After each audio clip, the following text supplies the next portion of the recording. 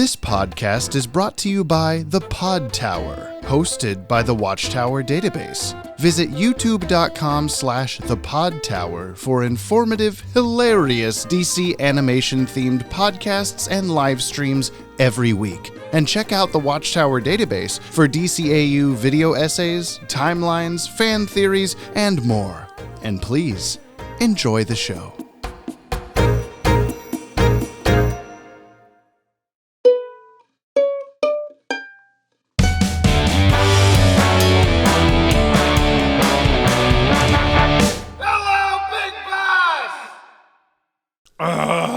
We're so fucking happy. Just do that. It helped me just now. We're so happy and we're not sick. Look, listener, life is kicking our ass right now. Asses. Yeah. We don't share a collective ass, but wait, we don't share a single ass. We are, you know what I'm saying. Collectively, we're assholes, but we do not share one. That's what the show should have been called. Collectively, we're assholes. It has nothing to do with Batman. I mean, half the show does anyway. But all those Yoppie Dude shirts and mugs and stuff you bought, you got to return them. Exchanging. Yeah, all two. The name of the show. I think 2 people got those besides me. So, you know, by the way, that exists. If you're listening and you haven't bought a Yoppie Dude t-shirt, should do that. It's always linked below. But yeah, we're like half sick still. A bunch of stupid shits going on in Lifeville, USA. And here we are, though, because we didn't want to skip a third week of the podcast, because that would be really lame of us, you know? That whole us returning in May thing. Yeah, it's the prophecy. It's becoming more of us disappearing in Here May. It is, in May. We're back in May. If you listened to any episodes between whenever that joke started and now, they're not canon to the podcast. But welcome back to it. Hey, woo! This is Jump on the Bat-Wagon. You know what it is. It's collectively we're assholes. I'm James, and I'm here to show my friend Brian the entire. I was gonna put more asshole into the phrasing. I'm not gonna do that. The entire DC animated universe, from start to finish, for the very first time in the controversial airdate order, so that he may view these shows the way human beings experienced them in the far gone days of the 1990s. Now you may speak. What? We put the A in DCAU. There we go. Animated. You're away for so long. That gets that. And one. I'm Brian. And I'm Brian. We recommend you watch today's DC Asshole Universe episode before listening to this podcast to get the full experience out of our discussion. I can't make you do that, but I can make Brian do that. At the time of this recording, Batman the Animated Series is streaming on, is it Max yet? 12/12. Almost Max. At 8, how do I speak? And available on DVD and Blu-ray. And please, if you send in mail or leave a comment, do not spoil anything past this episode for Brian. Do you want to know what we're watching today, Brian? I completely don't remember. It you was don't like 3 remember? weeks ago when we last chatted. It's called Make 'Em Laugh. And you were like, it's Joker. And then you guessed that Joker would do exactly what he did when he was Jack Nicholson, which I think is like the third time you've guessed that. But it's been this is a 77th episode, and if only guessing that 3 times is pretty good, I guess. Yeah.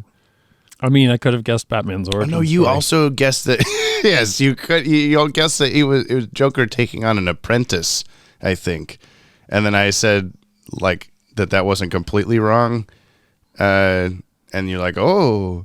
And then I said that the episode was in the future. I said it aired Saturday, November 5th, 1994. We skipped 3 weeks from the last episode. See, we did this on purpose. Ooh, that's weird. At 10 a.m. on Fox Kids. This was produced number 83 and aired number 77. Quite the spread there. But now that we're so far into the show, it doesn't quite feel as like, oh man, this is obviously older or something. Except for that last episode. Yeah, I guess a little bit. This is written by Paul Dini and Randy Rogel. I didn't list their stuff because they've done a bunch of stuff. Directed by Boyd Kirkland, same deal. Music by Michael McQuistion, same deal. And animation by, wouldn't you guess it, Dong Yang. Ba-da-ba-da-ba-da-ba-da-ba-da. I tried to do that fast enough. It didn't work. That's it. We're going to watch the episode. And we'll come back. And Brian will tell us what happened in the episode in his own words, as is the zany want we are to be doing in this here podcast time. See, I figured out how to talk. Yes. Say something funny to end this segment of the podcast. I'm going to go drink chocolate milk. Yeah. So long, suckers. Parting is such sweet and sour sorrow.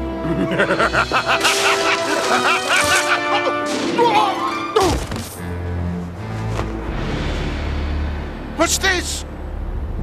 Ah, the big bad guy. I knew you'd catch up to me sooner or later. How I've relished this meeting. You, the dynamic Dark Knight, versus me, the conceptual Condiment King. Come, Batman. Let's see if you can cut the mustard. Quiet. You hit me. Now listen, Mustard Man, or whatever you call yourself. You're obviously new at this, so I'm willing to go easy on you, provided you give back the loot and never even think about doing this again. Deal? Horseradish! This is your last warning. Let's go, Batso, you and me. I'm the Prince of Pickles, Sultan of Sauce. You don't stand a chance, you hear me? Later, chump.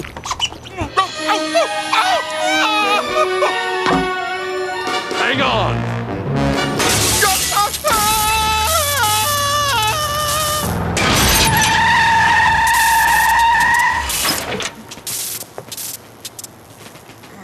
Harvey, call an ambulance. I know this man. He's that TV comic Buddy Standler.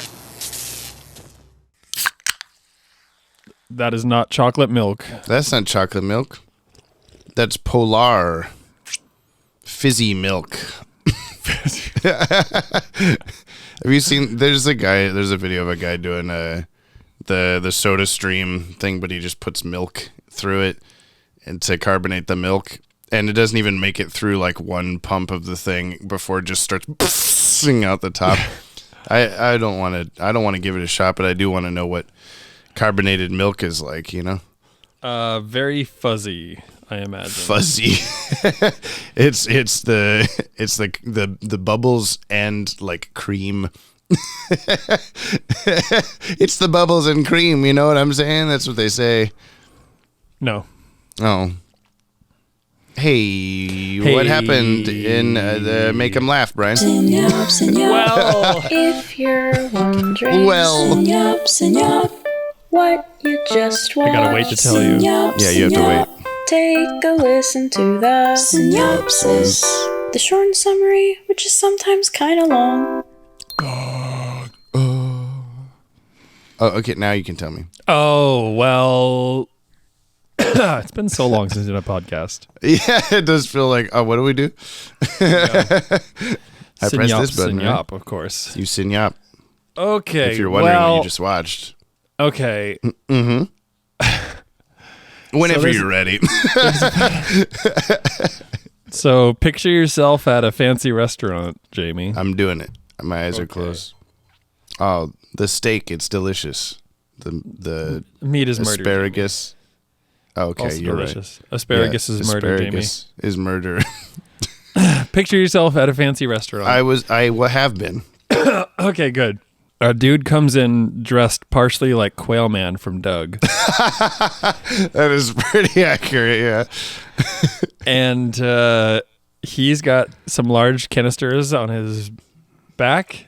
He's got a kind of... Mr. Freeze, you say? Is that what I'm... This No, is what this is? no. He's got like kind of like a balaclava sort of hat thing going on. It wouldn't be And- like kind of like pickle looking, would it? It's kind of pickle looking. So like, is it this isn't Mr. Freeze? You're sure? No, it's not Mr. Freeze. He sounds just like a normal motherfucker. Not like Mr. Freeze, an abnormal motherfucker. No, he's like Mr. Pickle. That's what he says. He says, "I've brought fuzzy milk." And shoots it all over. Okay, so this guy comes in and he's pointing like fast food. Yeah, I'm still in the like restaurant. burger joint style, like ketchup and mustard squirters at you. That's different than his normal MO. He usually has like a freeze gun. Yeah, no, still different guy. Oh. And he says like, yo, hold up, I'm gonna rob you. And you're just like, I hear you saying that, but also there's this steak and asparagus in front of me, so I think I'm just gonna eat it. Oh. Okay. Yeah. And Which, so you does do this that. guy have like goggles and like a big nose? He's got It's like Mr. Freeze, right? he's got glasses, like the Chris Farley pop-up circular glasses. When he's trying to look at something by like a pool. Okay, so then you're like, I'm gonna eat this steak because like I'm not gonna let it go bad. You know, a cow died for this or whatever. Right. Yeah, of course. Asparagus is murder. I mean, asparagus is murder. This asparagus died for my sins. I gotta eat it. For this cause. To be spat at by ketchup guns with Mr. Freeze. Yeah, coming in yeah. the door. So that's the thing. You go to take a bite, and then suddenly you're just blasted with like a fire hose of mustard and ketchup. That's so weird. I swear it's usually a freeze gun. I don't understand. Nope. But that's basically what happens in this episode. How long can I do this? How long is it still funny? It wasn't funny to begin with. I'm trying to make them laugh, you know? I'm saying. Keep trying. Okay, so then Jamie, get this. Yeah. It's actually a comedian. Not. Oh, you can make them laugh with the press of a button. I sure can. I don't need you. Mazels. So he's a comedian. They're like, why would he ruin his career for this? Why would he become Mr. Freeze? And then I'm so sorry. No, it's good. It's Ferris good. You keep Boyle going. kicked a man into a table of condiments. And he went, Nora, my wife who's in this canister. No. He was trying to keep his wife in a tank of horseradish. I don't know. Jimmy, what happened next? Oh, okay. Well, then picture this. Yeah, Why don't okay. you close your eyes and picture this. All right, I'm game. You're Alfonso, and Alfonso Pennyworth himself. Yeah, and you're buying suits for Brucey Maine. Yeah, he needs more than the one brown suit he's got.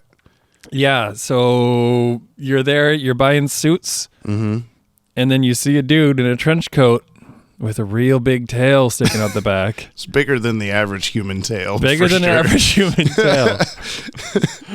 And you know what he wants? What? He wants he wants to steal, but he doesn't want to steal things that you really care about. He wants to steal the cash register drawer, but not the cash. He wants to steal like not the money from the phone booth, but the phone receiver itself. You know, he wants your purse, but not the stuff in it. Because that's really an odd thing for Mr. Freeze to be doing. I'm trying to like, who has a tail? Nobody else has a tail. I was like, I was about to say Killer Croc, but he doesn't have a fucking tail. I don't. Who has anyone? No, Catwoman has. So the guy looks kind of like Mr. Freeze with a tail. He looks like Mr. Freeze if Mr. Freeze was like smaller and wearing a rat costume and didn't look like Mr. Freeze at all. And just has a regular old gun. It's so weird. He usually has ice coming out. Yeah. And so picture this. Yeah, you're a culturally appropriated Roseanne Barr. Is that the right term? I really love these. I don't think that is the right scenarios you're creating off the top of your head. It's very clever, very creative. Thank you. I've never imagined myself as Roseanne, but now I am. Okay, so like animated cliche Roseanne is, which I guess like also kind of fuck her, so it doesn't really matter if we care about her or whatever. Yeah. But anyway, so you're Roseanne, and this is '90s Roseanne when she was fine or whatever. Yeah. When people liked her, and all you want to do in the world is shovel food into your face as fast as you can. Chips, just dump the bag in, just like Roseanne. And like, hey, here's a pizza. I didn't order pizza, but I'll take it because I'm Roseanne. Yeah, that kind of She thing. says. And it turns out, even though you took a big whiff of the pizza box, it turns out it's only purple gas in Why there. does this smell purple this time? I'm Yeah. Mr. Freeze. Yep. Fast forward about 10 minutes. Yeah? Forward about 10 minutes and Oh, I'm and still imagining this scenario. Yep. Okay, And, okay, I And got it. suddenly you're a cliche mom, and you got an Was it egg 10 minutes beater, late? something. You Oh, got an okay. egg beater and a broom or whatever, and you're gonna like fuck up Batman and Robin at this comedy club, Whoa. and Roseanne. Okay, Why would now, I do this? now rewind like 15 or 20 minutes. Uh-huh. And the Joker has like stolen the Mad Hatter's like chip brain Wait, control who am I in this things. scenario? What am I imagining? You're an omniscient third person watching cartoons in the 1990s. Oh, okay. I'm a floating God mode video game editing software floating Yeah. around the world You're watching this happen. You're James Bond with DK mode on, Yeah. but also you're floating and invisible, and you don't have guns. And I'm Mr. Freeze? Yeah, basically. Okay. Sweet. So That's all I wanted out of all of this. And basically, you're just watching the Joker. Basically, I don't know, cross adapt words. He's adapting Yeah. the Mad Hatter's Jervis Tetch's mind control chips to be nicotine patches that you put on people's necks that make them be not comedy judges. But There's so much nicotine in my body, I'm now mind controlled. yeah, I And want to shoot mind-controlled- ketchup guns. mind controlled to the point where you don't want to be a judge anymore. You want to be one of Joker's henchmen. Yeah. And then the end. Oh, yeah. And they beat the Joker. Yeah. His pants are down. Oh, yeah, whatever. Yeah, his pants are down, something, they walk away. Mr. Freeze. Mr. Freeze, after all. This is the official synopsis. Much shorter than that. Do you remember God- last time when I did like a 1-sentence synopsis? Yeah, you had to make up for it, yeah. This That'll making up for be that. great.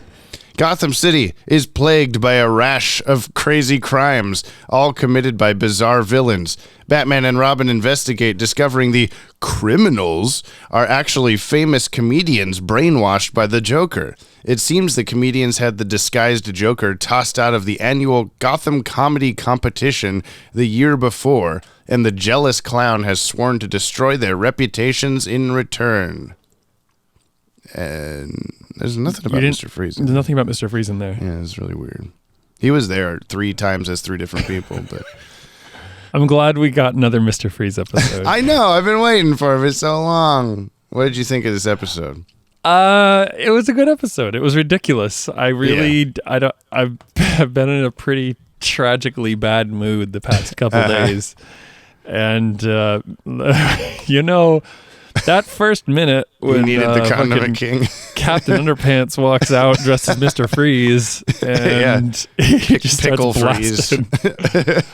I didn't know what to expect. I thought it was gonna like cut away and like Robin was gonna be watching some cartoon. No, or yeah, something you like said, that. "Is this real?" It was like, "Yeah." I kept looking back at your face. It was getting more and more like, "Huh? What?" You're just so like upsettingly confused. And then Batman said, "It's gonna be one of those nights." You're like, "Yeah, buddy." As he turned the corner.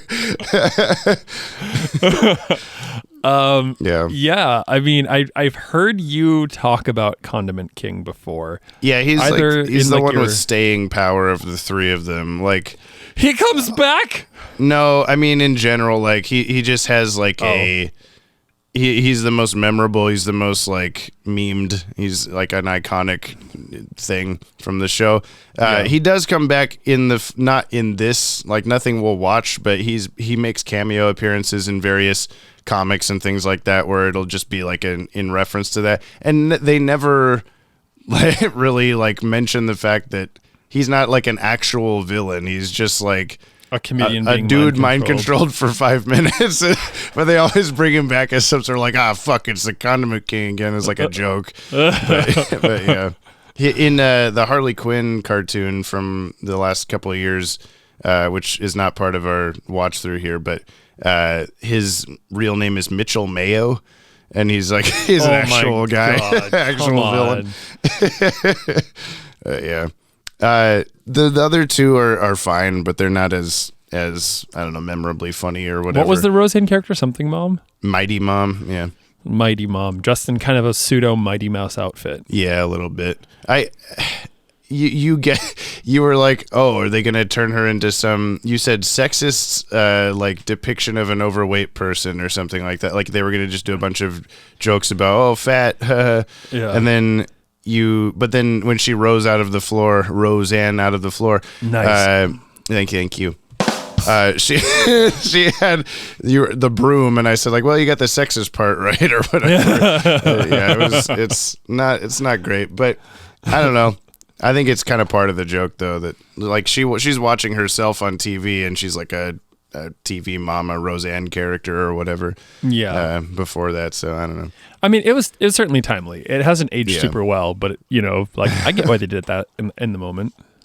There's worse stuff from this show so far that's like aged worse, I think, than that probably. I can't think of specific examples, but I know we've talked about them. I like this episode. Like, I don't have any really bad things to say about it. I was thinking the whole time we were watching it that like the Joker in this episode, his entire thing, like even Batman says it like, oh, you're doing all of this for like just a piece of tin or whatever, the trophy for the competition. And he's like, oh, you're thinking too small. I'm doing it because I'm the funniest asshole in Gotham and everybody needs to know that for sure. But even that is still like, this is the same guy that also maybe slightly inadvertently wrapped up like Batman's entire like meaning behind his life and his love life and like his parents dying and why he became Batman and all this stuff, like all the Mask of the Phantasm stuff that he does, and it's so cruel and evil and manipulative and like intelligent and all this stuff, like cruel, like intelligently maniacal. And then he's also here going like, I need to be the top jokey guy. Like it doesn't feel necessarily out of place or wrong or anything, but it's just funny to think like, yep, that's the same character doing this kind of stuff. I guess again, it gives him breadth, right? Sure, like, yeah. As you know, he is unhinged. He's this kind of wild character. Yeah, you don't know what he's gonna do. It does kind of feel like a filler episode. A little, yeah. I think the Condiment King part of it makes it stand out for me as like, of course, this is the Condiment King one. So it's not, but everything else about the episodes, yeah, it just kind of happens. I do like the idea of him like taking a different villain's gimmick because maybe you don't expect that it'll be Joker, but you saw the Joker with the pizza box before they're like, oh, this might be Mad Hatter. So you already know it's not Mad Hatter. Yeah, that's a good point.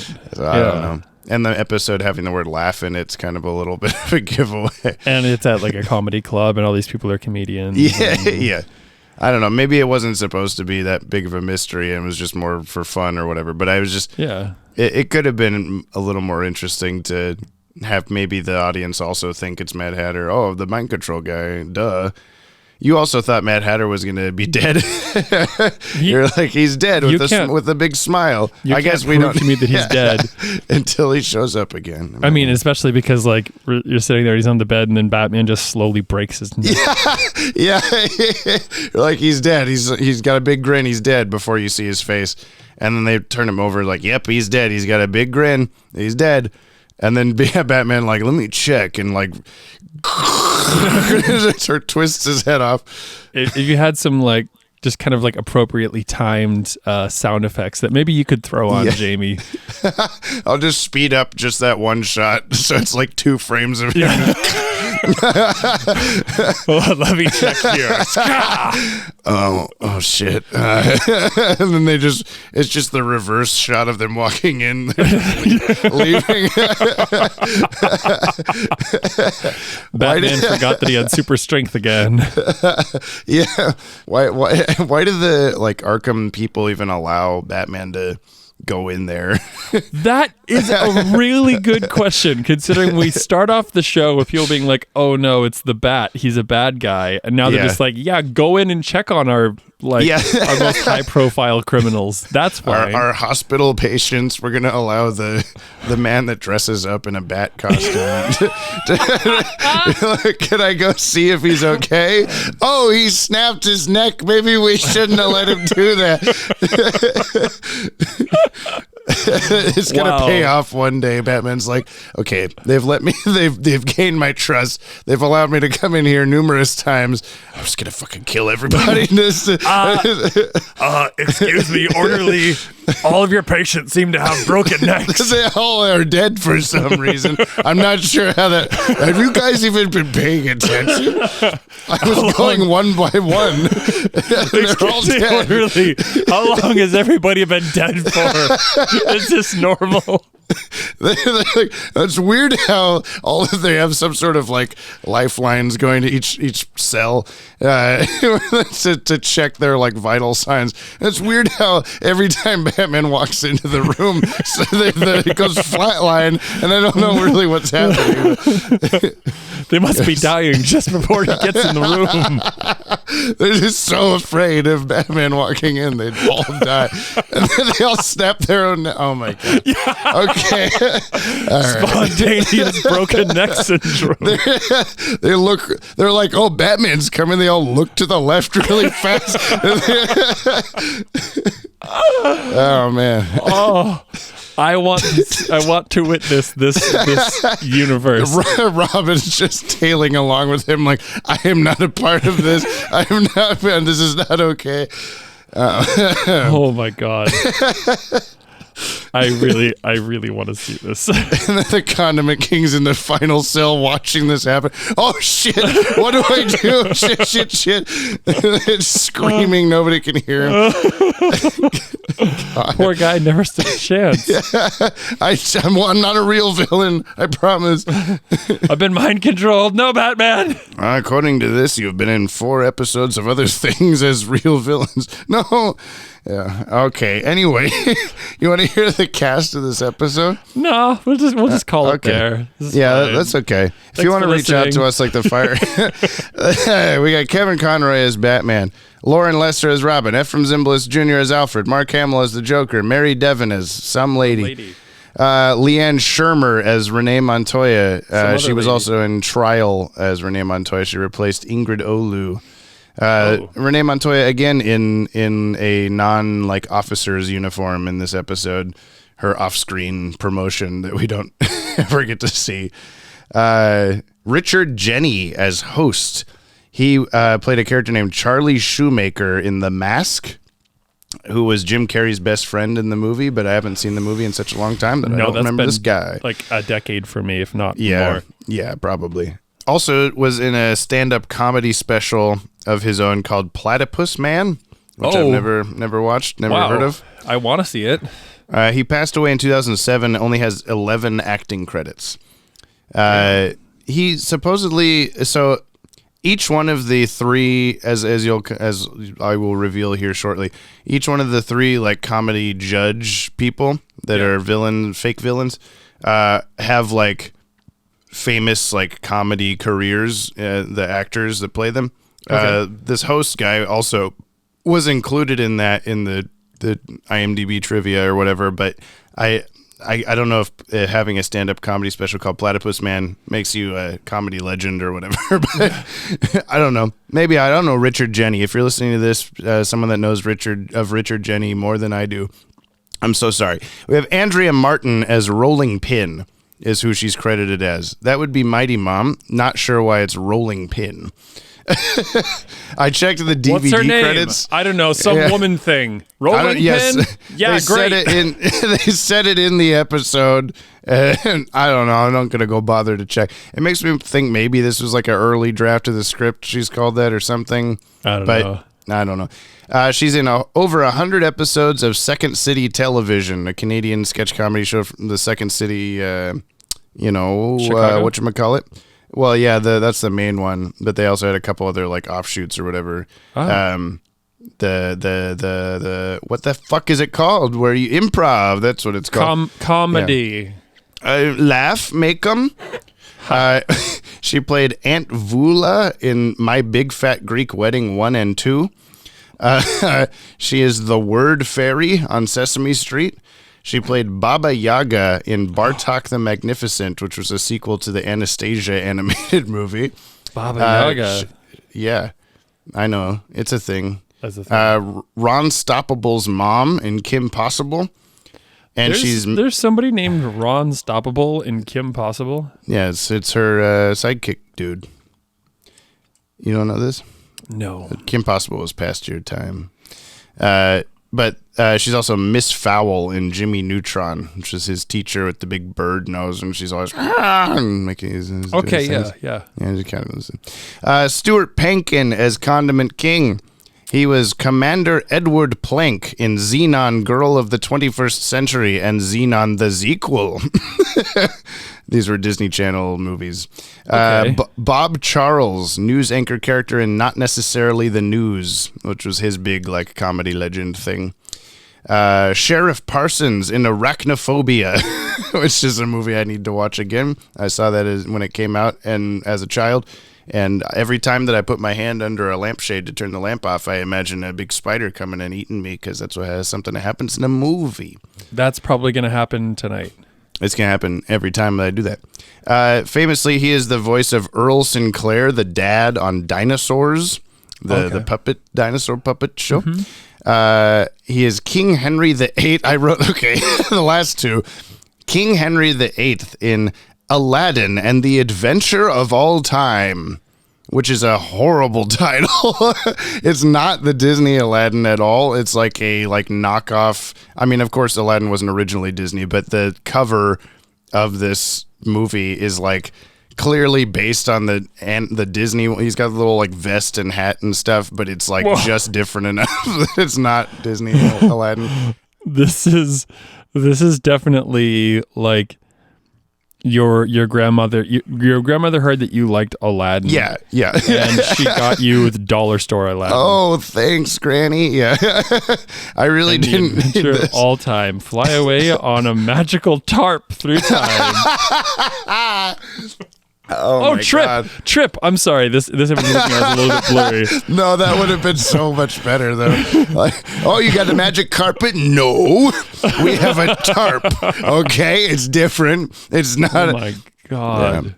Yeah. Lastly, what is he was going on here? Condiment King guy was also additional voices on Duckman Private Dick. Of course he was.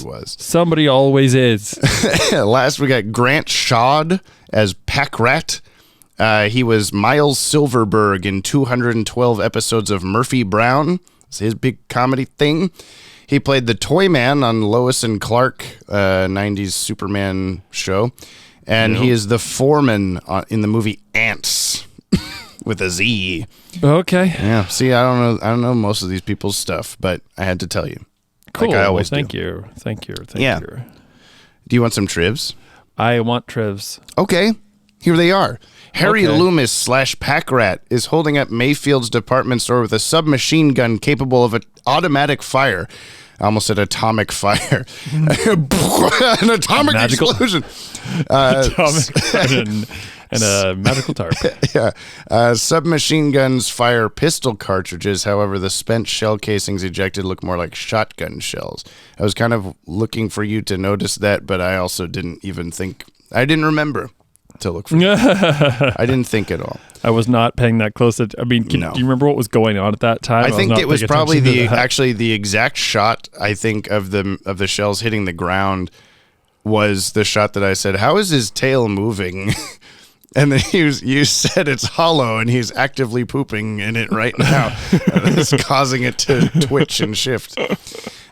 Which is as good as canon. It's a good explanation as any. Joker gives voice to the famous phrase "up, up, and away," usually associated with Superman. We heard "faster than a speeding bullet" from Robin in "Time Out of Joint." So we got two now. We got two of those. Oh my God, we're gearing up for Superman. I almost called him Spider-Man, but whatever. Spider-Man. And that's what we're watching next. And he crosses over with Batman. Joker's quote, "Dying is easy, comedy is hard," is often attributed to 19th century English Shakespearean actor Edmund Kean. And then I had, that was all that the triv was, but I had to confirm that for myself because it was just on the DCAU wiki, and we all know how that goes. And I looked it up. It's more likely based on a conversation between actor Edmund Gwenn, who played Santa Claus in 1947's A Miracle on 34th Street, and movie director George Seaton on Edmund Gwenn's deathbed. Seaton said to him, "All this must be terribly difficult for you," and he said back, "Not nearly as difficult as playing comedy," which apparently has just been telephone gamed over the years into the dying is easy, comedy is hard. This episode may be a reference to Joker's origins as depicted in works like the Killing Joke comic. This was like a famous 80s comic book, where before becoming the Joker, he was a failed comedian who was pushed into crime to support his family. Fans often misremember this episode as being the origin of the DCAU's Joker, forgetting that the flashback happens only 1 year prior to the episode after he's already become the Joker. This is like people are just always like, "Oh, you didn't remember this thing for the timeline?" And we'll be like, "Watch the episode again, please." You will see. I assume that it's a reference to that. That's why he's a comedian in this or whatever, but very different happenstance. Also weird as hell to see Joker as like skin tone human. Yeah. And they kind of just gloss over his whole costume, everything. Yeah, well, I mean, you were making Jack Nicholson comparisons with the big balloon and stuff, but there is that scene also where he shows up at like the art gallery wearing like humans flesh tone skin makeup on top of his I forgot face. about that. So maybe that's kind of part of it. But then when he goes on, he's backstage with the host guy as just normal Joker, and then he comes out on stage as his Shecky Rimshot or whatever character, and he's like, "Hey fuckheads, it's me, it's the guy from last year, you remember?" And then immediately wipes his face to be Joker again. Like, that was that really worth the time it took you to do that? But he still has his flesh hands and stuff, so I don't know what's going on. Yeah, that's always weird. Is he wearing like flesh gloves, or is he? Did he put makeup on his hands? We'll never know, Brian. It's impossible to know. We don't know. We have to ask Paul Dini. The episode is thematically similar to Martin Scorsese's 1983 film The King of Comedy, in which an aspiring stand-up comic of mediocre talent, played by Robert De Niro, is driven to kidnap his idol, Jerry Lewis, and blackmails him into allowing the wannabe to headline his evening show. De Niro himself stars in the live-action film Joker as a talk show host who plays a role in the eponymous villain's descent into insanity and crime. De Niro said the role was a direct homage to his character in The King of Comedy. Wow, that's it all comes around. That's cool. The Joker movie, when he's a talk show host, the like logo of his talk show is also in the Batman the Animated Series font. So really? I wonder if any of this is like people talking to each other or all just coincidence. I don't know, but yeah, that'd be kind of cool. Buddy Standler, Harry Loomis, and Lisa Lorraine share similarities in name with comedians Buddy Hackett, Jerry Lewis, and Lisa Lampanelli, respectively. The latter also shares some traits with another comedian, Roseanne Barr, which was very obvious the whole time. Last couple of trivs I got are some things that I've been looking forward to talking to you about for a little bit. So the first is, so Mighty Mom chick answers her door, and the TV is still on in the background, and you can hear the Riddler's TV commercial from Riddler's Reform, where he's like, "Hello," and popping through the sign and all that stuff. No shit. And so since that commercial is supposed to be happening live in Riddler's Reform so that Batman can write down the map coordinate clue or whatever. Oh, theoretically, the two episodes are happening at the same time. Yeah. And we did a video on this forever ago where a third thing is in Make 'em Laugh this episode. Robin is also holding a newspaper in the Batcave, and on the front it says like "Rally to be held for Gordon" or whatever, which was the rally in the Batgirl episode where he's like gets, oh, we got to get Batman to show up for that. No, he won't be there, so I'll dress up as Batman, that whole thing. Right, yeah. So all 3 of the episodes may be happening at the same time. And we did a whole, plotting out which, scene would come after the other and that kind of stuff. The only, main problem with this is that in Riddler's Reform, Robin has that, bookshelf or whatever fall on him and he breaks his leg. So any of these other scenes where you see Robin without a broken leg is kind of questionable. And clearly they're not meant to overlap. There's just reused assets or whatever, but they're just so blatant in the episode that it's fun to imagine that. I've been meaning to edit it together for years just to play. Yeah. Could you do it in a way that Robin breaks his leg at the very end? Although no, because it's daylight. I guess it would just depend on if you could squeeze all of the Shadow of the Bat and Make 'em Laugh into before that scene in Riddler's Reform. But I feel like that's the first clue they solve in Riddler's Reform. So I don't know. Ooh. But it's just, it's fun to think about. And the last thing I've got is, it's not necessarily about the episode itself, but the title, Make 'em Laugh, is a song from Singin' in the Rain, which we ourselves talked about in the episode where we sounded a lot like Keen and Dylan Pollock. Oh, yeah. So that song, Make 'em Laugh, in Singin' in the Rain, is based on a song from an earlier musical called The Pirate, where the song is called Be a Clown, which is another Joker episode. Whoa. Both of those movies starred Gene Kelly. Be a Clown was Gene Kelly and Judy Garland, Wizard of Oz girl. And co-director Stanley Donen, I think, of Singin' in the Rain, referenced the Cole Porter song Be a Clown from the film The Pirate, and further suggested that composers Arthur Freed and Nachio Brown compose a song using this as their inspiration. However, Donen recalled the resulting number was 100% plagiarism.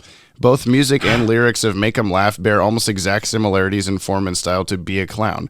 Although Cole Porter had unchallenged reason to bring suit, he never sued for copyright infringement. In a 2002 interview, Betty Comden recalled, "How the composer could have written it in the first place and not realized is still a mystery. We have no idea, and we never brought it up with Arthur, either before or after that day. It's fabulous, but the song's exactly like Be a Clown." I want to show you, this is Be a Clown.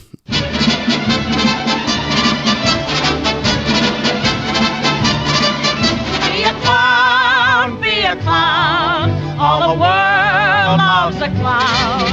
Show 'em tricks, tell 'em jokes, and you won't stop the top folks. Dressing huge. Okay, you get the idea. Mm-hmm. Be a clown, be a clown. And then this is Make 'em Laugh from Singin' in the Rain. Make 'em laugh, make 'em laugh. Don't you know everyone wants to laugh? My dad said be an actor, my son, but be a comical one, they'll be sad. It's the same song. It's different song, words, yeah. It's the same song. Yeah. So that was just a very rabbit hole-y thing that I followed to find that out, because it was I was like, oh cool, it's based on another song that's the same name as a Joker episode, just like this. So I have to assume that maybe there's a connection with the titling of the episodes. But the other thing was that Randy Rogel, who co-wrote this episode, I mentioned before, he was in a stage production of Singin' in the Rain, where he played the character that sings the Make 'em Laugh song. And so there's a video on YouTube. I won't play it for you, but you can look it up, listener. Randy Rogel doing Make 'em Laugh is the title of the video. And it's him singing the song. He does all the backflips off of walls and all this stuff that happens in the stuff. It's pretty cool. Really? Yeah. So there's that. That's the last thing. And it wasn't even about Batman. But now you learned something. That's why you come to this podcast, Brian. Education. I come for the education. What? Okay. Keen effects in this episode, Brian. Climbing up the, I don't know what, up the inside ladder? Of the building, ladder thing. And there was these shadows from presumably some overhead grates or whatever. Yeah, ceiling windows or something. Yeah. And it was just incredibly dimensional when he was climbing up that ladder, like the shadows going over him. I was like, oh my God, that must have been quite an effort. One of several uses of the whole, like, there was some episode a while back where Batman was shining. I think it was the Poison Ivy where they're going down the stairs to the like plant baby pod room. Batman's like shining a flashlight, and it's like where the beam of the flashlight is what the normal cartoon looks like, and then they've got like a black transparent sheet over everything else to like make that look brighter. And that happened with all the like spots or whatever they're called, the big sky spotlights, skylights, spot skies, something like that. It's like in a few light shots spots. in this, and lights, and then then that shot of the Joker where he trampolines up onto a ladder, and then he's just climbing through 6 different layers of lighting. Yeah, it's yeah, cool. That's sweet. What about for you? I liked when Batman angrily threw his cape over his shoulder, and then he transformed into the Batmobile and shot through the Batcave. And then you said, did the wheel of the Batmobile go off the edge of the cliff? And I didn't see, so I don't know. You have to go back and watch. Yeah, there wasn't a lot of, like we've talked about this a lot recently, is there's not a lot of super standout, like, whoa, cool special effects these days. It's just kind of, that didn't look bad the whole episode. Yeah, totally. So, Batman's usefulness in this. By the way, I will say I think there will be many times in the future where we will be like, oh, what a keen effect. That was so cool. That was so keen. But so keen. So in this clump of Batman episodes, it's kind of just whatever right now. It looks good. Batman's usefulness, like I said. I suppose he was on his game. He beat up the fake villains. Yeah. He stopped the Joker, I guess. And okay. It was sufficient enough. I'll give him a 7. Mm-hmm. Didn't prepare for this one. I said the number before I thought about the thing. You'd think that we would spend time like thinking about like, oh, that's a cool object while we're watching the show, but I 100% of the time forget. I feel like there were more random standout objects in the first few episodes for some reason, like the axe that Batman grinds his straight jacket on or whatever. Oh yeah. Okay. Do I lowball it? Sure. I don't know. What are you going for? Flesh gloves is what was my suggestion. I was gonna Mr. Mustard this one. Oh, okay. But I don't know. Is that too mustard gun? Too low? Ketchup gun? Oh, now here we go. I'll be topical. Yeah. I'm gonna give him 7 nicotine neck patches out of 10. Okay, that's good. The Mad Hatter was so hopped up on nicotine that he cracked his own neck. I was gonna go for hot sauce packets, but I think I will do.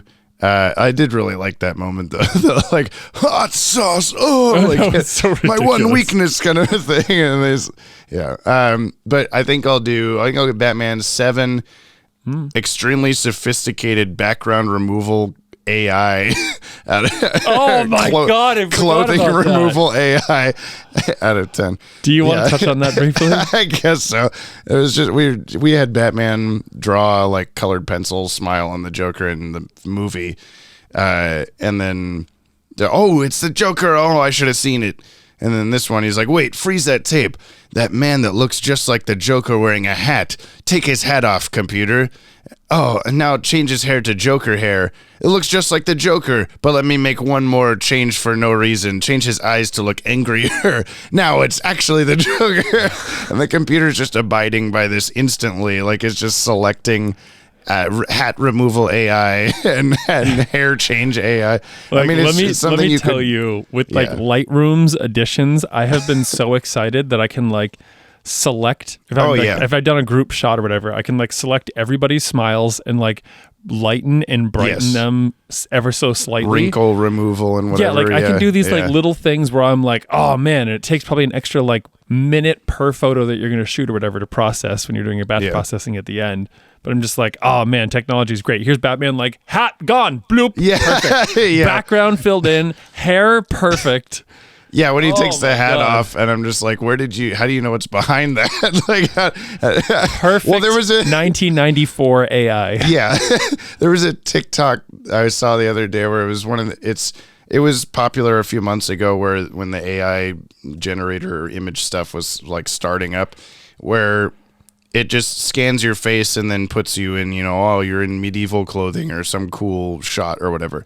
Mm-hmm. And this guy was trying it out on the one I saw a couple days ago where he's wearing like a baseball cap when he does the scan, but when he presents the image of him, it has his like perfect like widow's peak, exactly what his hair is, and he takes his hat off and he's like, "How did it know?" or whatever. Oh my I'm God. not. How does it know? And so maybe that's the AI knew what. Okay, I'm very aware this is the Joker's face, so I'm just gonna make the Joker here for you. I've been Save really you some time. Laura and I spent an obscene amount of time a little while ago. Sorry for this tangent. I'm just thinking about it and remembering it again. How dare you? This is the podcast where we talk about singing in the rain. This is the non-tangent show. Yeah. But we were doing whatever TikTok filter it was that like turns you into like anime versions, and it usually turns you into like a hot babe or whatever. And we were just like aiming it around the room, and like anytime you like point it at an open closet and take a picture, there's like somebody without a head standing there. Yeah. Like a ghost or whatever. Yeah. So like maybe AI knows. I can not. see in a different plane of reality than we can. Yeah. Yeah, there were I so hope many so. non-existent humans in there. I really hope that it can, so that it can see us when we're hiding in bunkers as they're destroying the planet. Oh, Yay! Anyway, we get Batman's usefulness. Is this books or hip hop? This episode, books. You think Only so? because I'm just feeling 2 bucks. I'm not feeling very hip hop right now. I'm feeling pretty book myself. Yeah, okay, I'll give it books. Do you put this on the top 10, Brian? No. No. I'm sure somebody's going to say this is one of my favorite episodes. Oh, yeah. I think every episode is someone's favorite episode. Yeah, except like Wolfman one or some shit. But yeah. That's my favorite. Oh, my God. Right now, it's going to be time for Yoppie Mail. And when we come back, we're going to give Brian next week's episode title so he can make a plot prediction. And this one should be pretty easy for you, but I'm not going to tell you what it is yet, okay? Okay, Joker's favor. Yeah, it's called Joker is Here, and he does exactly this. Yeah. He does yop. And one small extra yop, put it over. We drop What we drop? our weekly yop Oh, yeah, those. into the comment box. First. There sure was a lot. Now Jamie's mad. Too bad Jamie, you we're mad. all At least I am. just Dylan Pollock. Good stuff, Kimmy. Thank you for being Kimmy. It's good to hear Kimmy sound like a Kimmy. She's been very sick lately. Oh, no. So she Yeah. sounds like me, this podcast? I mean, she sounds like me from like 3 weeks ago. When Kimmy gets sick, she sounds like Jamie on a podcast. That'd be cool. That would be cool. She could just take over for me when she gets sick. She gets If you want to reach out to us, like the fire hand at the end of the Cat in the Claw Part 2, email batwagonpod@gmail.com. Please keep voice messages under 60 seconds, one per person, just for the sake of the length of the show. And you can and should also leave us a comment on today's episode on the Podtower YouTube channel. yes, Pretty and I will please. read all of them, right? Yeah, you'll read them all. And read Sweet. all the spoilers. No, Put why do they gotta spoilers in spoil? every comment for Brian. After we finish Batman, does that mean I can go back and read all the comments? Or do we On get every spoilers I for... don't think so, no. After we finish the whole show, you can. God damn. It's from Charles Motosierra. Tribute to the greatest Batman villain. Buddy Standler was a judge on a comedy show when he was brainwashed by the Joker, creating the persona of Condiment King, Batman's most dangerous nemesis. He would later show up in the comics, but his backstory seemingly stays the same. After Batman beat him with his dirty trick of punching... Oh, is punch a condiment? I don't know about that. Buddy I did like Batman just hitting him in the gut and just shut up or whatever. Quiet or something. Buddy began planning his mortal revenge. He changed his legal name to Mitchell Mayo and faced the Bat family again in Chuck Dixon's Batgirl Year One. Okay, so that's not original to the Harley Quinn show. where he used his new condiment utility belt and had a great battle with Batgirl and Robin, taking up almost an entire page. We see Condiment King again in the Lego franchise. In the game Lego Batman 3, he invades the Justice League headquarters, so the heroes defeat him with the help of Kevin Smith. Yes, the filmmaker.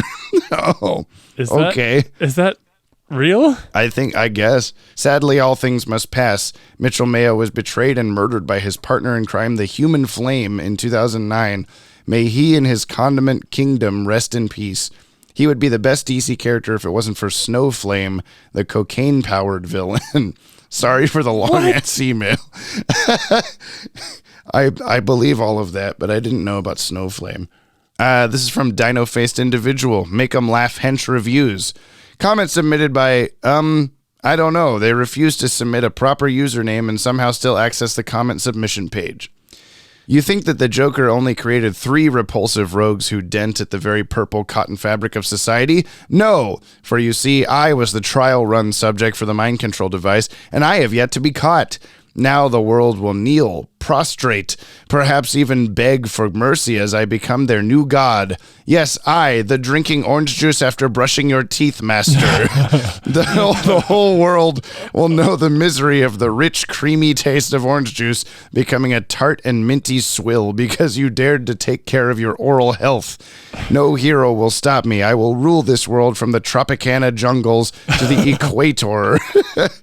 What do you mean I need to submit a review? I'm no hench. Fine. I'll give the Joker 5 stars out of guess which problematic comedians these characters are based on out of 5. After all, he created the true foul-tasting overlord of the entire universe. I mean, that fuzzy milk. Orange, I was going to say, fuzzy milk. Have you tried it? We will now. Everybody has to go try fuzzy milk. It's from Pedro Enrique. Thoughts on Make 'em Laugh. Hello, Brian and James. I'm back to share my thoughts on today's episode, Make 'em Laugh, which introduces Batman's most dangerous villain, Condiment King. Great to see the first appearance of the Condiment King. Very scary. If that man ever gets a hold of Sriracha, he should be very dangerous. Actually, that's a fair point. Yeah, I don't think Sriracha eyes. Existed in the States then, but no. I didn't see any hidden mechanisms in the pizza box. How did the Joker hold all that fart gas in there? I was thinking the same thing. It's just concealed by the cardboard.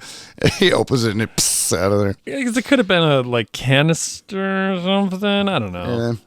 Yeah. I still don't understand how Mad Hatter can just control people using microchips. How the hell does that work? He just super glues that stuff to their neck and bam, suddenly they're evil.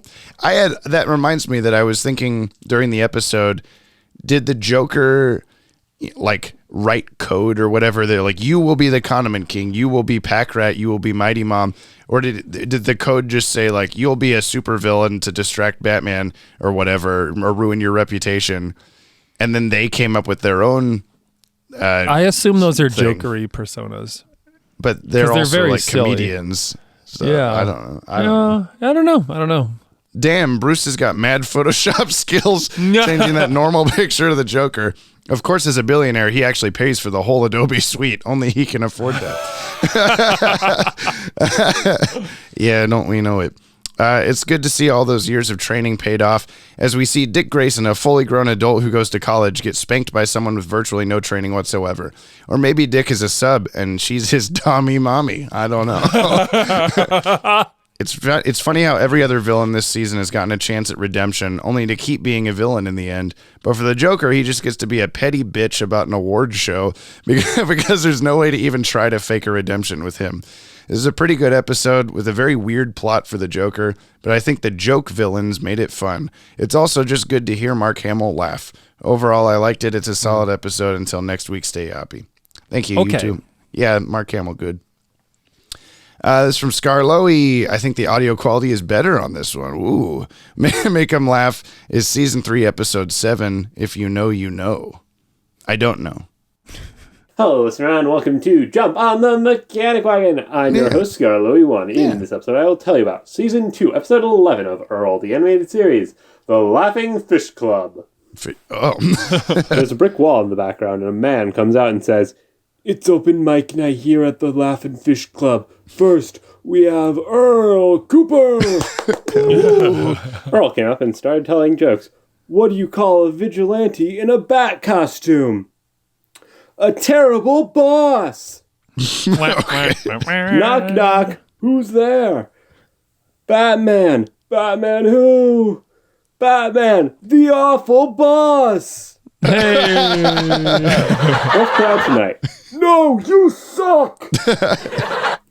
Just a few more jokes after this, but I don't feel comfortable saying any of them. Anyway, see you next week. Same PP time, same poo-poo channel. I kind of preferred like leaving it silent for that's the actual response from the audience. Yeah. I do like that all of them are ending with that though. Thank you, Scarlett. That did sound good. Poor Earl. Do that more. Mm-hmm. Dylan Pollock anchors away, which is code for not using Anchor to submit this voice message, I think. It's time for the thoughts of the week from Dylan Pollock on Make 'em Laugh or Practice Safe Lunch. Use a Condiment King. That's how spit gets me every time. Hang on. I gotta pause this. God damn it. You get that one. Okay. Damn it, Dylan. The hot sauce spit gets me every time. I think it's important to note that Batman was not able to defeat the Condiment King. Only the Condiment King could defeat the Condiment King. Why do you think Condiment King, by the way, is remembered so fondly while hardly anyone remembers the other two? Brian, having just seen this, who did you like best? Condiment King, Pack Rat, or Mighty Mom? Maybe you said already. Rolling Pin. Also, Brian, how do you rate Joker's juggling of 3 smoke bombs, since you are our juggling expert? And I do also want to address Robin getting spanked and then having Mighty Mom in an uncomfortable wrestling move is probably on the internet in some gross places, I'm certain. Oh, I forgot to mention last week when I was talking about my celebrity thing. Back in the day, my family had a 150-pound dog, a Leon Burger, that we had, and Rudy Giuliani walked up to us to pet our dog. He was well-liked at the time, not as good of a memory now. Question of the week, James' favorite part. What's an underrated kids movie? Not DCAU, obviously, because I just rewatched Recess School's Out, and I think it's excellent. We're back at Dinosaur Story. Juggling. Juggling. Talk about the juggling. You didn't. We didn't talk about that at all. Yeah. All you said was that's how you do that, which is like the third time Joker's juggled in a circle on the show. Yeah, so that's like that technically what he's doing is like that is a real pattern. It's called a shower, and it's when you juggle like kind of all in one direction. Like it does a circle, but it doesn't make an actual circle. It makes a weird shaped triangle. Yeah. And it's really, really hard. Most people, if you're actually going to juggle, you juggle like in an X shape in front of you, or like, like an infinity symbol. Yeah. Not a circle. So yeah, that was wrong. You know, Joker's just really good at juggling. He's better than you. Clearly, I can do a 3-ball shower. Not very well, but I can do a 3-ball shower with grenades. Yeah, probably with try anything. it and show me. Prove it next time. Give me grenades. Yeah, I'm glad. I don't know if we talk about that on the podcast about how like Rudy Giuliani back in the day was like in well. Yeah, favor. we brought that up before where you said like he used to be cool or something, and then Maddie had commented like I don't think he was ever cool. Like yeah, that's true. I don't know. No, he was cool. Like he back was in cooler. He was more publicly accepted or whatever. More like he did stuff that could be looked back on and considered like that was the right move. He wasn't. And now he's just a weird melting man. Yeah, no, he didn't have that same persona. Like again, I think like you. I mean even Dylan's. I think Dylan's older than you, right? I can't remember. I hope not, but I don't know. Everyone on this that listens must be younger than me. Oh yes, true. Yeah. Yeah. I mean, there was definitely a time where he was. You wouldn't have been like running away from him or whatever. Yeah. Oh, please don't touch my dog. Oh God. Yeah. Jordan Newman, make him laugh. What? Wait. Underrated things. Yeah, that's you true. said dinosaurs. What? I said we're back at Dinosaur Story, which I've referenced several times in this podcast. I still don't think I've seen it. I know. It's on our list. Okay. The first one comes to my mind. 502, An American Tale. Yeah. 50 Goes West. Goes west. Yeah. Batman Goes East. Batman Goes East. Somewhere out there. I think that's from the first one. Actually, it is. Make 'em Laugh is from Jordan Blumen. You're listening to GCN Gotham City News with Jack Ryder. I'm going to be honest with you folks, I'm kind of having a rough day today because I submitted an audition tape to that funniest person in Gotham competition and I didn't hear anything back. I'm kind of bummed out. I thought I was pretty funny. Honestly, it makes me wish I had some of that Joker laugh gas. Then everyone would think I'm funny. Yeah. I'm so it's probably too soon to joke about something like that. I'm sorry. No, you can't say Now over to the music. I like the music in this episode. Lots of zany stuff. When all the comedians are doing their ridiculous crimes, we've got some kind of Looney Tunes-ish, overly cartoonish music. Lots of fun. Some Joker theme in there a little bit. No complaints. Good music. Never apologize for loving your fandom and try to stay optimistic. Thank you. You too. I thought about that while we were watching the episode, was that the music was good and going well with what was happening on screen, but then I completely forgot to talk about it at all. Yeah. Should make it like a segment where but sometimes we just don't have anything to say about the music, so I don't know. I mean, we got Jordan there for that. He's got our backs. He reminds us, yeah. But yeah, there was the shot of Pack Rat shooting the ground and missing his feet somehow, and they're like snickering at him like, oh, what an idiot. And then he falls over and he's now aimed at them, and there's like a bunch of horns going like in the background, like, oh shit, now he's aiming at them. And I was like, oh, that worked really well. A couple other moments like that I forget that I thought the same thing. This is from The Bee Who Buzzes, which is a new one. Hello. I am one of those new listeners you mentioned in the Harley's Holiday episode. Hello. I found this show from a stolen Instagram reel of Batman throwing folding chairs through windows. What? Yeah, I told you about that, I think. There was someone uploaded our TikTok onto Instagram, yeah. I can't believe it actually, it got us listeners, yeah. By the way, stealing is not Yoppie. No, it is definitely not.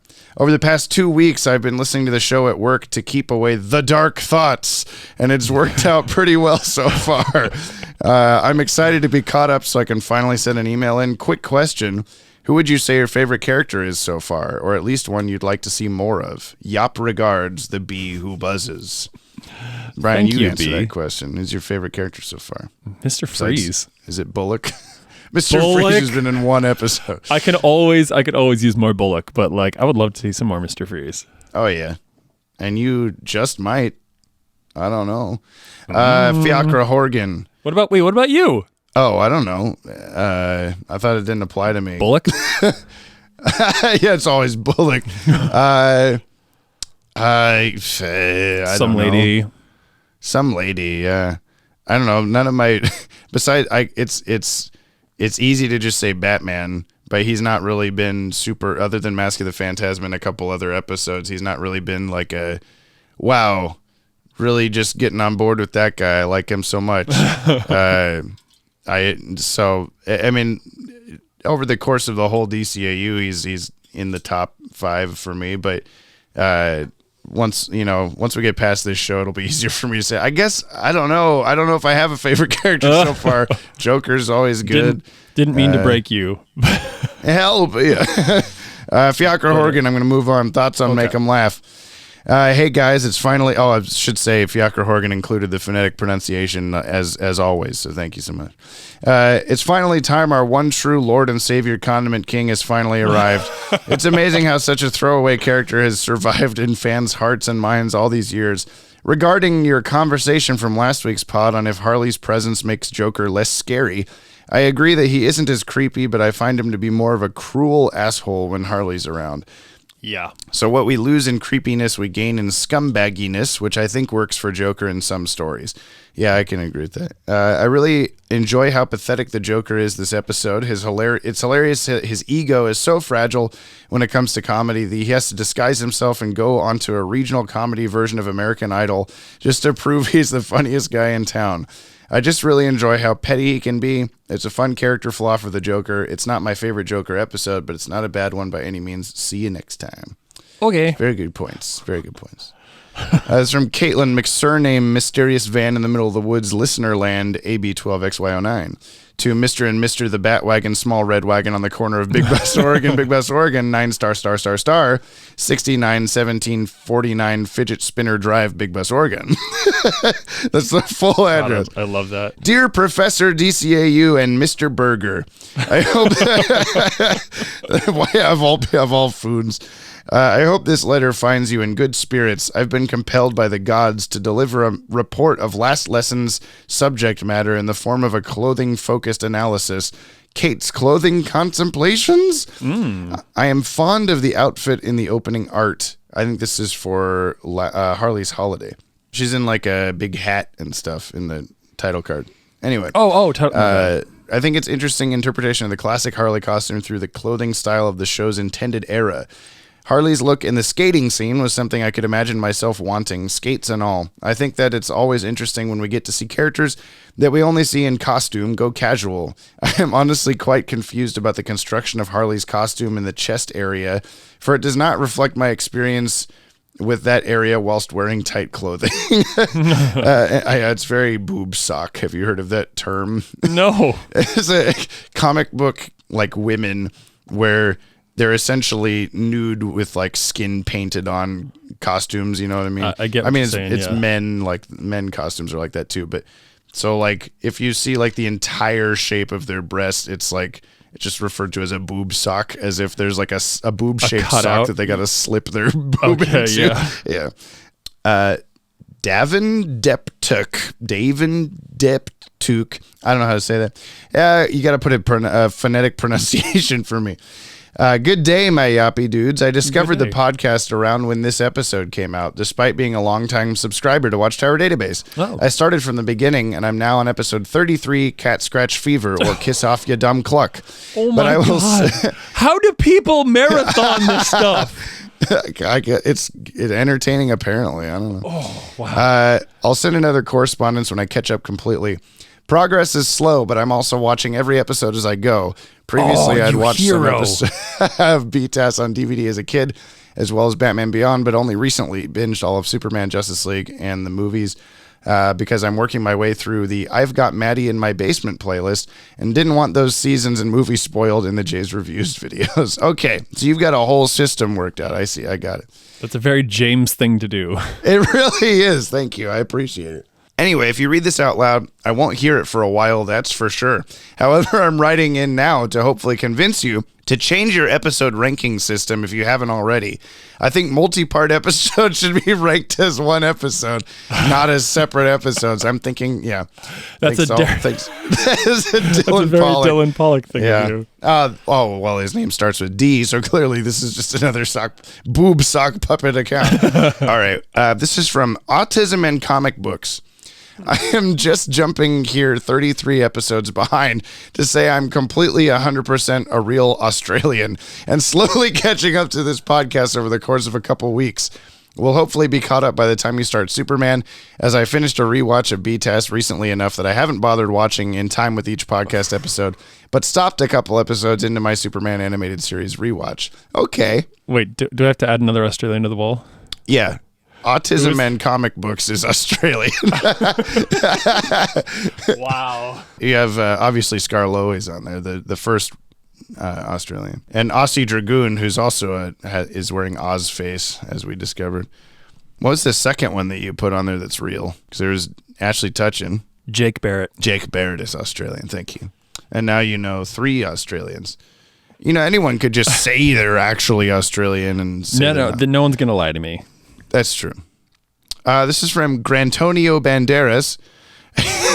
Hey, Jimmy Jack. Grantonio Banderas. Hey, Jimmy Jack. I'm wondering. Sorry. What? I'm wondering if this is somebody I know. Oh, I don't know. It says, hey, it's very short. Hey, Jimmy Jack and Bindu. Love what you guys do. Hands down, one of the best podcasts out there. Who is this? You know this person? Hey, yes, I do. Okay. Well, you don't have to say their name, but you can at least, you've confirmed. Yeah. That's the drummer of my old band. Oh, nice. That's cool. Yeah. Did he sound like this? Or did he do this? Yeah, nice. That's not as good. He's a lot more dynamic than that. But oh yeah, I was gonna say the Grantonio. That was one of those. You know, you get names for people over the years that evolve, and Grant ended up as Grantonio Banderas. Okay, I was trying to figure out which part of that was the fake. Like, where does the grr come from? But now I get it. That's phenomenal. Hey, buddy, glad to have you here. I don't know you, but hi. You're my friend now. It's it's part of the rules. You would want to be friends with Grant. Grant, actually, you know what? It's funny. Like, I feel like you guys have a lot in common. Grant, I've known Grant since elementary school. We're both big fans of Antonio Banderas. Yeah. Well, yeah. Mask of Zorro is my favorite movie. He was the one that originally got me into like magic and I mean like a lot of good music. Wait, magic or magic? Like Magic the Gathering. Oh, okay. One of my housemates is big into magic these days and is always reminding me that if I held on to those cards that were like original pressings, they'd probably worth an insane amount of money. And Jessica I try to forget has a lot of magic cards, but I don't know where they are or what they're worth. Probably a lot of money. But Maybe. Just like Grant's always been a very like detail-oriented person and like just has all those like you have all the information about Batman stuff and I feel like he's got that same kind of brain about Antonio Banderas. He knows everything about that. I just watched a terrible Antonio Banderas movie where he is a mall cop and there's it's not supposed to be like mall cop, but it was a bunch of guys breaking in to kidnap a girl that is seeking like asylum inside this mall in the middle of the night. And Antonio Banderas is supposed to be this like big action hero or whatever. And it's just the most generic action movie imaginable. Nothing interesting happens. I tuned out so many times. And then I would look up and I'm like, oh, the same thing is happening. Okay.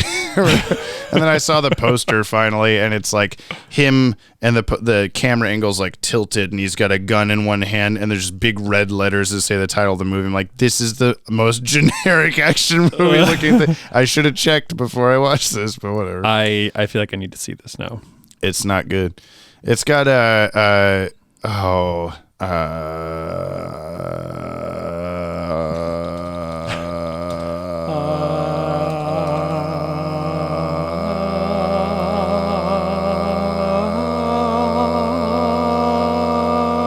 holy shit, what is his fucking name? Nicolas Cage. Ben Kingsley. Jesus Christ. It's got Ben Kingsley in it. It's a bad guy. I don't know who...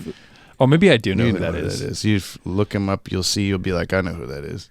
Ashley Tutchin, who's also Australian, says to all the new listener joining us, pro tip, you can start the podcast, leave the room to do something else for 5 minutes, come back and you won't have missed a thing. He says, I joke, kinda. Speaking of that's pretty accurate. Play us everywhere. Play us on all devices at once. Speaking of jokes, it's been a while since I've seen it, but I remember Make 'em Laugh being one of the better Joker episodes, if for no other reason than it's an interesting concept. Oh, and sign me up for the Bullock Beyond Kickstarter. I need that to become a thing. Just a really old Harvey Bullock is doing the exact same stuff. Tip Tapricot. For Make 'em Laugh, I gotta say I really don't have any decent opinions on it. It's not a bad episode. I don't dislike it, but I don't really like it either. It's fine. It's got some fun stuff. I really like the transition of the bat cape flicking into the Batmobile, yeah. Good company. And the Batman has gotten better at recognizing Joker's face since Mask of the Phantasm, not even needing the same eyes or a red smile this time. Good on you, Bruce. Thank you.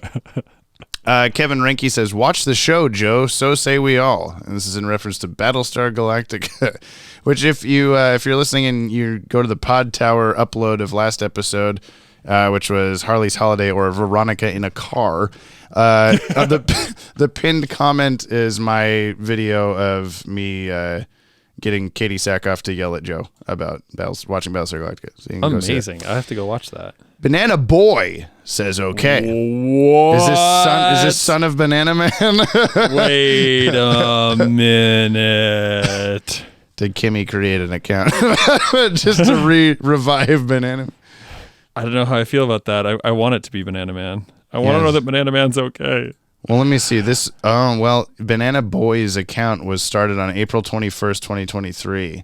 So it may just be another boob sock puppet account. But I don't know for sure. Chris Knife, so many new listeners. Dylan Pollock must have blown his entire sock budget. I agree. Batgirl Fangirl, Make 'em Laugh. Time for Brian to experience the Condiment King.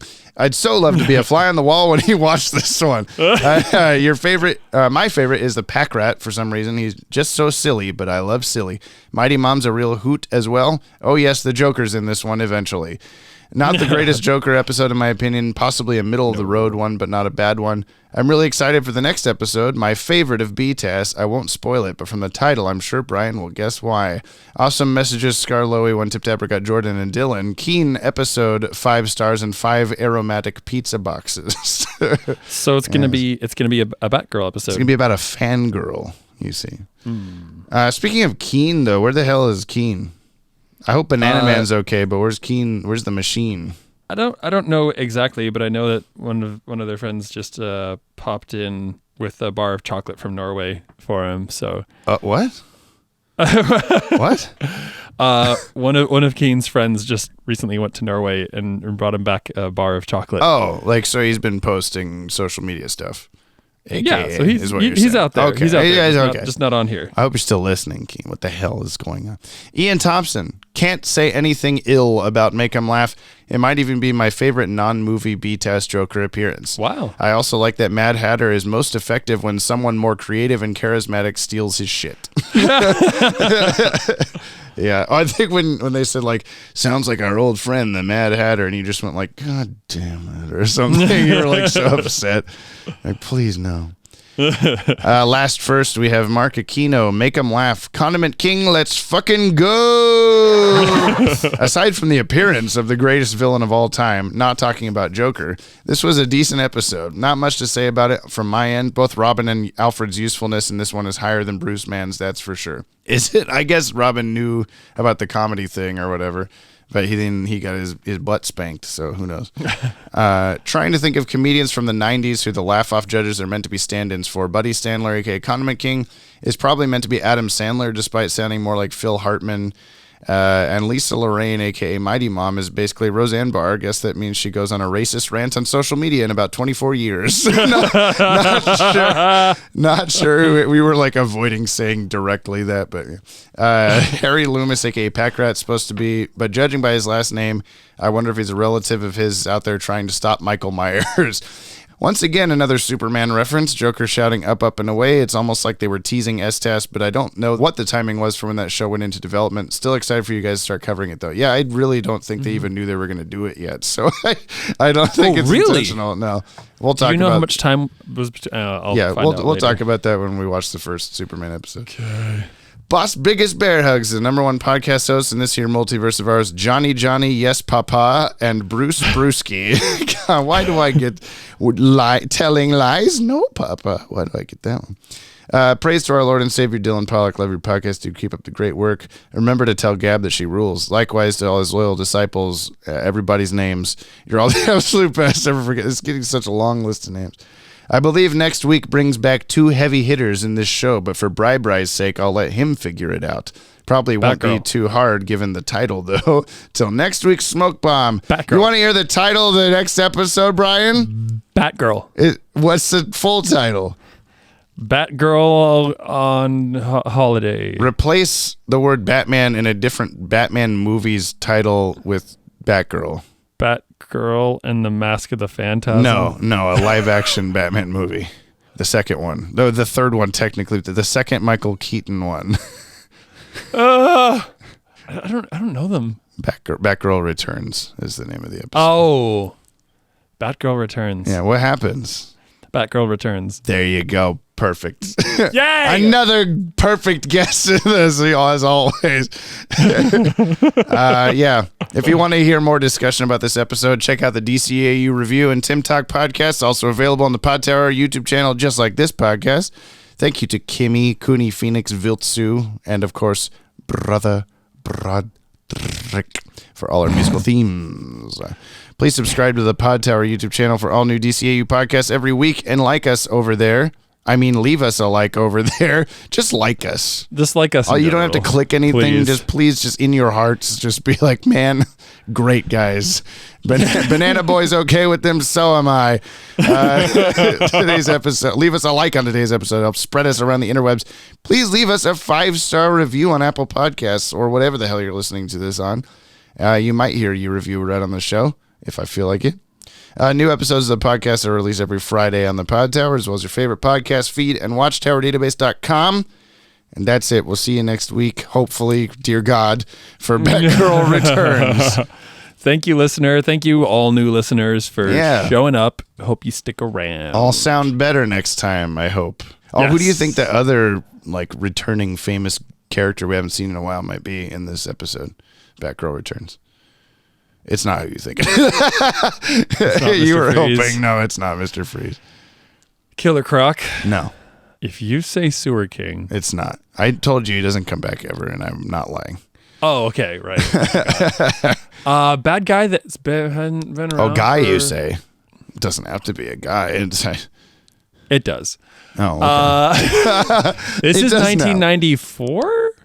We don't have Mighty Moms in this. What? Who have we not had in a while? That's a lady, the lady villain. Oh, who's Catwoman. a woman? Yeah, there you go. Oh, is there going to be a fire hand? I sure hope so. See you next time.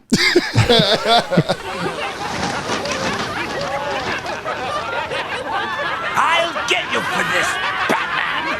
No one upstages me and lives. Is there a problem, officers?